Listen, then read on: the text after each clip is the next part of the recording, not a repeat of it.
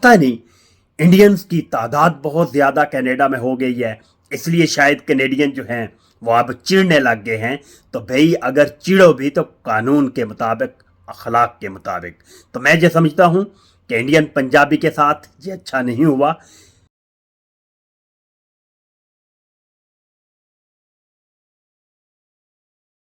بسم اللہ الرحمن الرحیم۔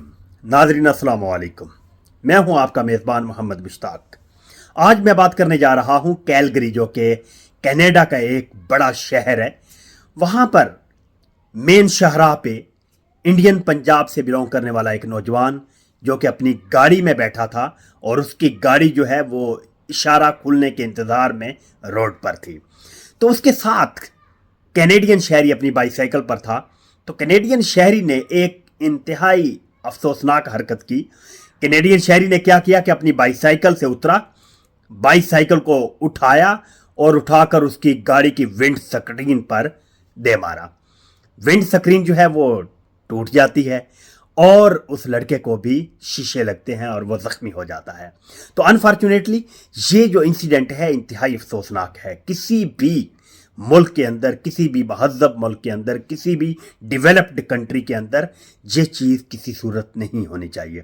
اور وہ انڈین پنجاب سے بلونگ کرنے والا نوجوان بتاتا ہے کہ میں نے پولیس کو کال کی اور 10 منٹ تک وہاں پولیس نہیں پہنچی، اور اس کا یہ بھی شکوہ تھا کہ اتنی جلدی تو پولیس جو ہے وہ انڈین پنجاب میں بھی پہنچ جاتی ہے۔ تو میں یہ سمجھتا ہوں کہ کوئی بھی وہ سٹیزن وہ کسی بھی ملک کے اندر رہتا ہو تو بھائی وہ جو رہتا ہے نا وہ آپ کی گورنمنٹ کی اجازت سے آیا ہے۔ وہ جہاں پر اگر اس نے اپنا گھر لیا ہے، وہ جاب کرتا ہے تو وہ ٹیکسز پے کرتا ہے، وہ کچھ بھی کرتا ہے تو وہ قانون کے اندر رہ کر کرتا ہے۔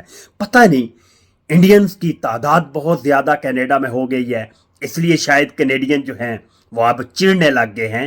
تو بھئی اگر چڑو بھی تو قانون کے مطابق، اخلاق کے مطابق۔ تو میں یہ سمجھتا ہوں کہ انڈین پنجابی کے ساتھ یہ اچھا نہیں ہوا، اور کینیڈین شہریوں کو بھی چاہیے کہ ہوش کے ناخن لیں اور اپنے ہاں رہنے والے بیرونی ممالک سے بلونگ کرنے والے لوگوں کے ساتھ اخلاق اور مہذب لوگوں کی طرح پیش آئیں۔ Thank you.